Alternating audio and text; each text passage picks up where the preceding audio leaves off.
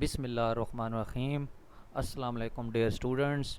Today my lecture is on converting a differential equation into a Fredholm integral equation.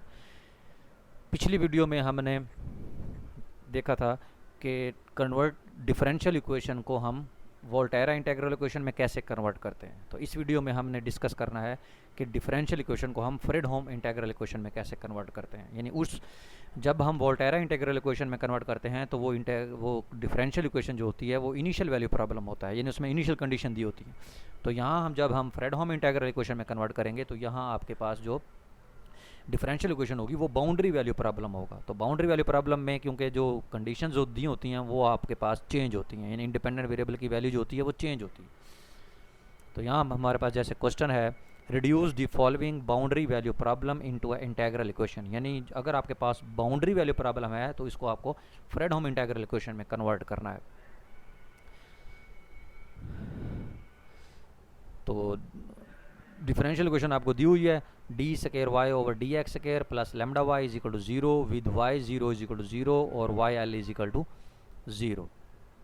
तो given आपको दिया हुआ है Y double prime X plus lambda Y X 0 with conditions. तो यहाँ से आपने उसी तरीके से वाई डबल प्राइम एक्स की वैल्यू निकाली, लैम्डा वाई एक्स उधर से राइट हैंड साइड पर जाके वो माइनस लैम्डा वाई हो जाएगा। उसी तरीके से जैसे हमने वहाँ इंटीग्रेशन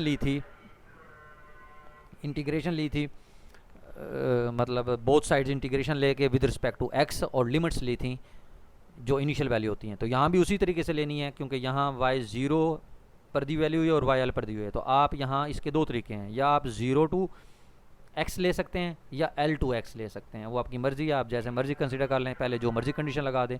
तो पहले उन्होंने इंटीग्रेशन ली है with respect to X from 0 to x.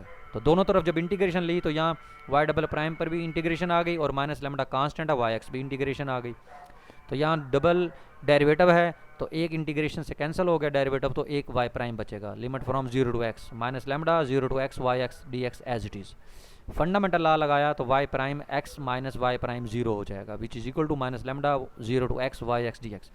अब यहाँ वहाँ हमारे पास वाई प्राइम 0 की वैल्यू दी होती थी, या लेकिन यहाँ हमारे पास बरल जो भी है यहाँ वाई प्राइम 0 की वैल्यू नहीं है। अगर होती तो हम यहाँ पुट कर देते, अगर नहीं है यहाँ तो हम उसको कोई ना कोई नंबर लेट कर लेंगे क्योंकि 0 पर वाई प्राइम की वैल्यू कोई ना कोई कांस्टेंट ही होगा, तो हम उसको सी लेट कर लेते हैं।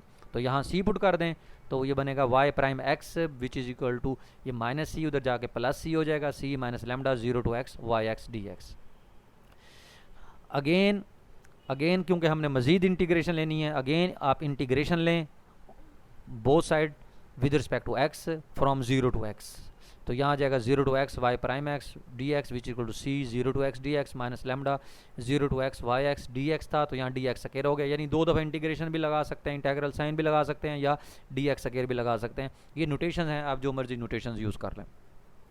यहाँ प्राइम जो है वो इंटीग्रल साइन से कैंसिल आउट हो जाएगा, तो यहाँ वाई एक्स बचेगा 0 टू एक्स, इधर C1 की इंटीग्रेशन x तो Cx हो जाएगा minus lambda 0 to X Y T और डी एक्स स्क्वायर है, तो मतलब यहाँ डी टी स्क्वायर लिख दिया उन्होंने, मतलब यहाँ उन्होंने उसी तरह मल्टीपल इंटीग्रल का फार्मूला लगाना है। तो वाई एक्स माइनस वाई 0 हो जाएगा which is equal to C X minus lambda 0 to X, यहाँ फार्मूला लगाया तो बनेगा वो x minus T Y T D T, यानी यूजिंग द रिजल्ट्स। क्योंकि यहाँ हमारे पास डेफिनेट इंटीग्रल है, तो डेफिनेट इंटीग्रल में अब अगर यहाँ x है यहाँ भी x है, तो यहाँ अगर आप t और यहाँ भी t रिप्लेस कर देंगे तो उसके आंसर में कोई फ़र्क नहीं पड़ेगा क्योंकि डेफिनेट इंटीग्रल में वेरिएबल हम चेंज कर सकते हैं, इसलिए उन्होंने यहाँ कर दिया। तो वाई एक्स बराबर हो जाएगा C X minus lambda 0 to X X minus equation 7। अब हमारे पास दूसरी जो बाउंड्री कंडीशन थी, एक थी 0 पर एक थी L पर। हमने इंटीग्रेशन स्टार्ट में तो 0 से स्टार्ट कर दिया, लेकिन अब दूसरी वैल्यू भी यूज़ करनी है, तो वहाँ हमारे पास दूसरी वैल्यू L दी हुई है। तो इसलिए आपने क्या करना, इस इक्वेशन में आप x की जगह L पुट कर दें। तो जब आपने यहाँ x की जगह L पुट किया तो ये आ जाएगा Y L which is equal to C L minus lambda 0 to L minus T Y T D T. तो वाई एल आपको क्योंकि 0 दिया हुआ है तो यहाँ 0 पुट कर दिया, तो C L minus lambda 0 to L minus T Y T D T. तो यहाँ से इन्होंने सी एल को उधर ले गए तो सी की वैल्यू कैलकुलेट कर दी। ये सी की वैल्यू आप इस वाई एक्स में पुट कर दें, यानी इक्वेशन नंबर 7-8 को यूज़ करके, यानी सी की वैल्यू यहाँ से निकाल के 7 में पुट कर दें क्योंकि हमने इंटीग्रल इक्वेशन फाइंड करनी है। तो वाई एक्स बराबर हो जाएगा ये सी की वैल्यू पुट की माइनस लैम्डा बाकी इंटीग्रल एज इट इज़। तो इसको अब आपने सिंप्लीफाई करना है। तो सिंप्लीफिकेशन के लिए आप इस लेमडा को वो अंदर ले गए हैं, lambda X L minus T Y T over L Y T D T minus lambda 0 to X minus T Y T D T. क्योंकि यहाँ टी के लिहाज से इंटीग्रेशन है तो बाकी ये लेमडा एक्स एल ये सारे कांस्टेंट हैं, ये अंदर मल्टीप्लाई हो सकते हैं। तो ये 0 टू, अब ये 0 टू एल है, तो एल आपके पास मिसाल के तौर पर जैसे कोई भी नंबर है, तो यहाँ हमारे पास क्योंकि नहीं है वो नंबर डिफाइंड, तो इसलिए हम 0 टू एल के दरमियान कोई भी नंबर वेरिएबल इन्वॉल्व कराते हैं, यानी अपनी मर्जी से x ले लेते हैं। तो इसकी पार्टीशन की इन्होंने 0 टू x टू l, तो ये 0 to x plus x to l कर दिया, फंक्शन एज इट इज़ रहेंगे, माइनस लेमडा वाली टर्म एज इट इज़ रहेगी।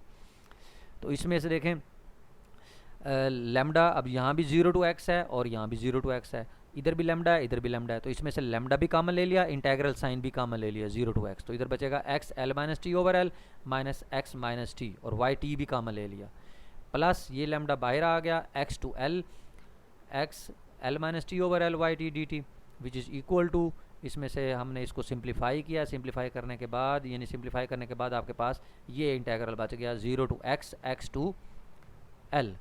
तो यानी इसमें देखें आपके पास ये लेमडा बाहर आ गया, लेमडा इसके साथ भी मल्टीप्लाई हो रहा है और लेमडा इसके साथ भी मल्टीप्लाई हो रहा है। तो उसी तरीके से 0 टू x है, ये x टू l है, तो 0 टू x का मतलब है x से छोटी वैल्यू पर आपका ये कर्नल बनता है, यानी t into L minus x over l जो है ये आपका कर्नल हो गया 0 और x के इंटरवल के दरमियान, यानी 0 और x जो इंटरवल है, यानी जब t x से छोटा है तो आपका कर्नल ये है, और ये x से लेकर l तक है, इसका मतलब है l और x के दरमियान जो है आपका जो कर्नल है वो ये बनता है।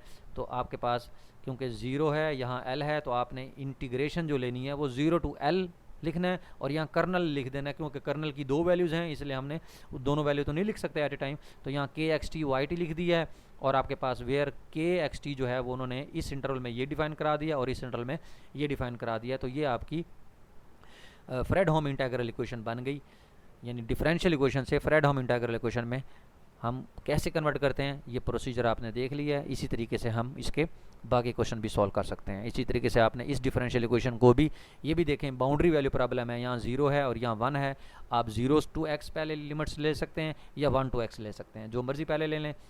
अगर 0 से लेंगे तो बाद में 1 पुट करेंगे, अगर 1 से लेंगे तो बाद में 0 पुट करेंगे। तो उसी तरीके से आप इस क्वेश्चन को भी सॉल्व कर लें, उसी मेथड से ये सॉल्व हो जाएगा।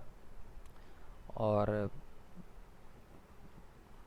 इस मेथड को ज़हन में रखें कि किसी भी डिफरेंशियल इक्वेशन को, बाउंड्री वैल्यू प्रॉब्लम को वोल्टेरा इंटीग्रल इक्वेशन में कैसे कन्वर्ट करते हैं, फ्रीडहोम इंटीग्रल इक्वेशन में कैसे कन्वर्ट करते हैं डिफरेंशियल इक्वेशन को, आपको दोनों मेथड आने चाहिए।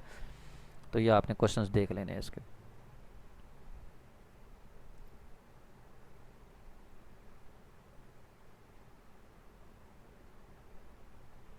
ये क्वेश्चन है, इसको खुद सॉल्व करें, देखें। नेक्स्ट ये प्रोसीजर ये बताया हुआ सारा यहाँ इसको देख लीजिएगा।